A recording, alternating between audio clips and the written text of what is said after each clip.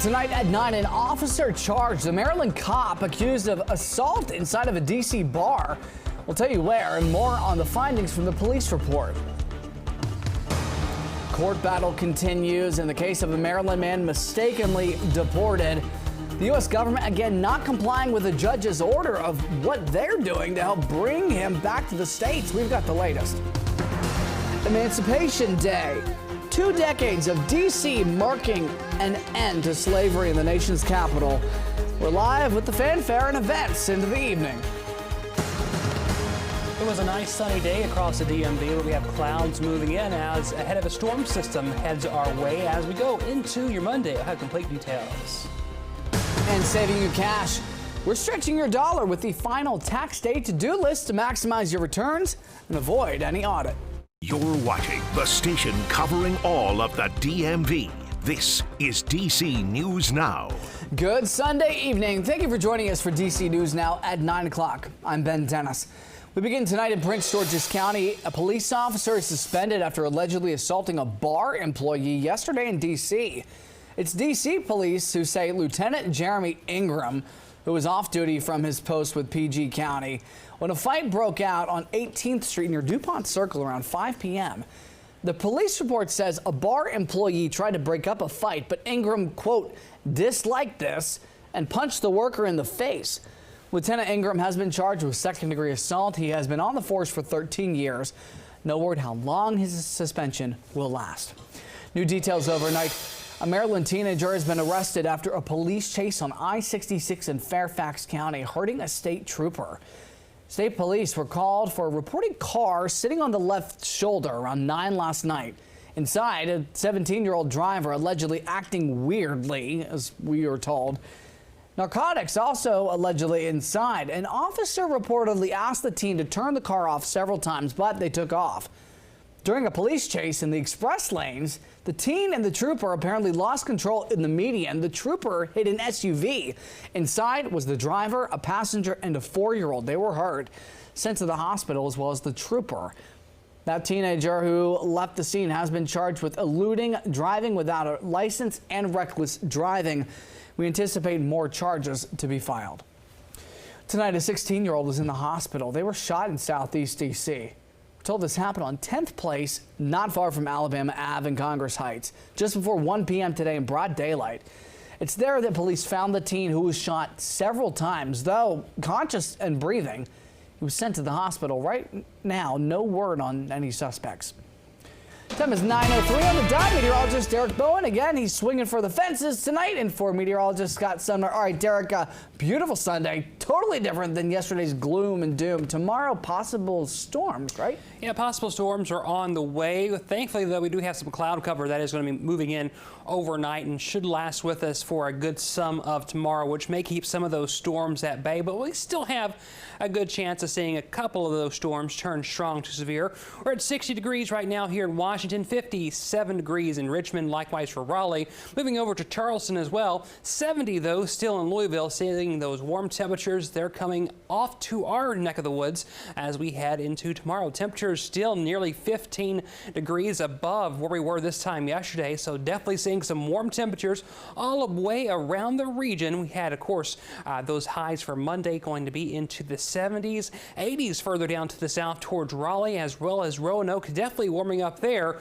Back towards Detroit as well as Chicago, they're going to be in the 60s, but across the Ohio River Valley, temperatures will be into the upper 60s as well as the lower 70s. We'll start out into the 40s going in throughout the morning, but rising quickly into the 70s by 5 p.m. right before them storms. All right, Derek, we're seeing just a few happening now. The celebration continues in downtown D.C. The district is marking the 20th anniversary of Emancipation Day and the holiday to commemorate it. DC News Now's Dave Laval joins us live from the festivities taking place at Freedom Plaza. Dave, a lot of fireworks not long ago. Tell us more about that celebration. Well, tell you what, Ben, we got a lot of music. As for the fireworks you mentioned, we're still waiting for them. They were scheduled to go off at 8:30, but here it is, just a couple of minutes after 9, and the sky is still clear, but we've been told the fireworks are coming And when they do light up the nighttime sky here, they will cap off what's been a full day of activities at Freedom Plaza. Excel Academy has the beat. But this day is about more than music.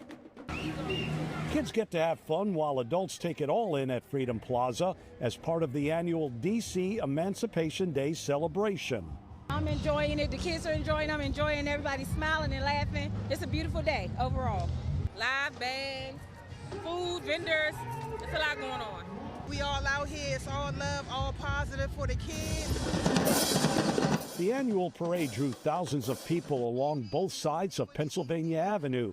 The parade is just part of the event's 20th anniversary.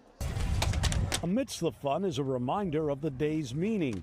The D.C. Compensated Emancipation Act of 1862 ended slavery in the district and freed 3,100 people. Sunday's celebration comes as the district continues fighting to be free of congressional oversight. We needed this, and I think this was just a reminder of what emancipation really means. Right now it's looking kind of bad, but at the end of the tunnel is always a light.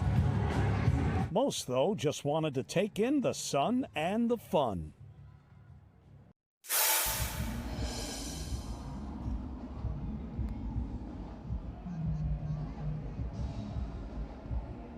Now, the holiday itself is actually celebrated on April 16th, but all the various celebrations, including today's, take place on the Sunday before that. We're live at Freedom Plaza. Dave Laval, DC News Now. All right, thanks to Dave. We'll wait for those fireworks. All right, some concerning details overnight up Route 15, Pennsylvania. Police say that somebody set the governor's mansion on fire.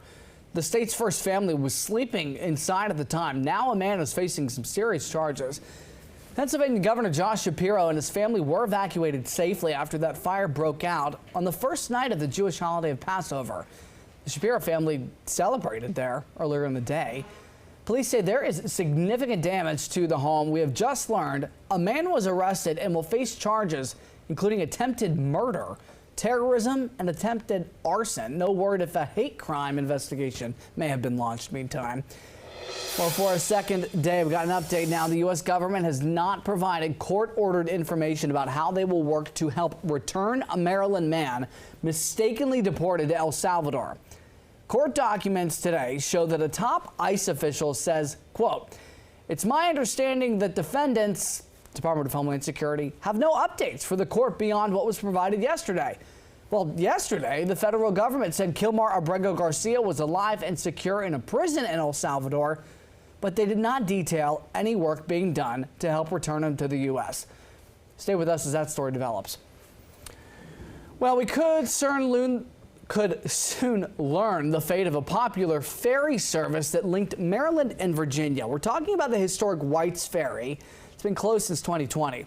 A dispute over the landing rights at Rockland Farm in Loudoun County, Virginia, put a stop to the Potomac River crossing. But there's now another push to reopen the service. Officials in Montgomery County, Maryland, and the town of Poolesville are offering $3 million to the owners of White's Ferry and Rockland Farm as an incentive. Time is 9:08. We are getting a look inside what it takes to be a police officer in Maryland. And it's where recruits go through a rigorous process in order to join the force. Our Kevon Dupree covers Montgomery County for us. He documented some of that training firsthand. The road to becoming a sworn officer is a long one. Recruits spend 28 weeks here at the Montgomery County Public Safety Training Academy. That's where I got to see some of the skills they're currently developing. Sergeant Nate Kunkel oversees the De-Escalation and Force Training Unit for Montgomery County Police. He says an essential part of the 28-week training period is teaching officers to use non-lethal force as much as possible. Kunkel demonstrated some of the more established methods. Taser, taser, taser. Our primary mission right now is really running our department's taser program. So by the end of 2025, we'll have over 800 tasers that are going to be on the road, along with some newer ones. Pepper ball, pepper ball, pepper ball. Pepper ball essentially looks and operates like a paintball launcher, but instead of launching paintballs, it launches micropulverized capsaicinoids, basically with a similar effect to that of pepper spray. The Academy recently started using virtual reality to simulate different scenarios officers may encounter on patrol, helping them to protect themselves and everyone around them out in the community. You're learning about de-escalation techniques, and that's very important, especially considering everything that's happened in our country over the past 10, 20 years. In Gaithersburg, Kevon Dupree, DC News Now. All right, TikTok, just 2 days rather. That's the deadline to file your taxes. It's creeping up on us. Whether you're getting help from a tax preparer or a website like TurboTax or H&R Block, our Haley Mylon continues to stretch your dollar, sharing a tax day to-do list. Yep, the April 15th filing deadline is on Tuesday. Key things to keep in mind as you're getting everything together is gathering your payment information and having your identification numbers. You'll need your social security number or tax ID number, your bank account and routing numbers if you're opting for a direct deposit for a refund, your adjusted gross income, current address, pay stubs if you have them, a W-2 or 1099 form. Now, if you're looking to take advantage of tax credits, you need records for things like childcare, charitable donations, health care savings account contributions, retirement account contributions, and education expenses. If you're in Maryland, you can use Direct File. It's one of 25 states where you can do this. The IRS is estimating that a third of filings can be completed that way.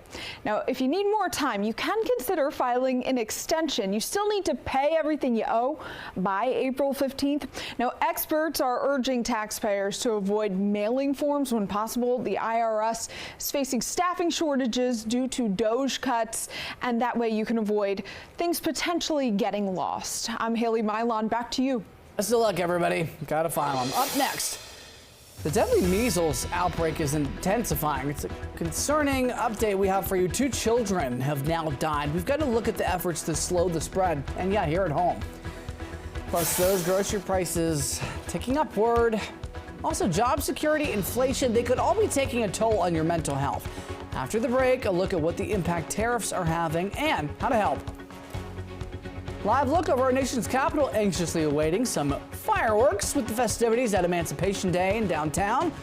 Keep an eye out for it. Stick around. We'll be right back.